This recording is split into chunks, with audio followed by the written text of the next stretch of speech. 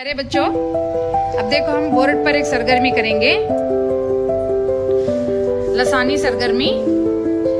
मंदरजे झैल दायरों में दर्जशुदा अल्फाज के मुतरादिफात लिखिए। यहाँ देखो नीचे चंद अल्फाज लिखे गए हैं, उसके आपको क्या करना है, मुतरादिफ अल्फाज लिखने हैं। ठीक है, किसे बोलते हैं मुतरादिफ अल्फाज?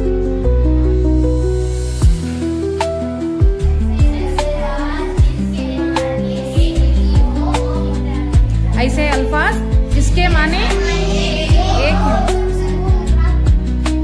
मुतरादिफ अल्फाज कहते हैं। ठीक है, तो सबसे पहले देखो अब तुम्हें ग्रुप में बैठकर है नहीं, तो एक एक ग्रुप से एक ले आना, उसके मुतरादिफ अल्फाज लिखना। ठीक है, तो चलो जाफर पहले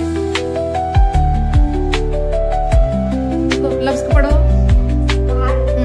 इसके मुतरादिफात लिखो, बोल कर लिखो।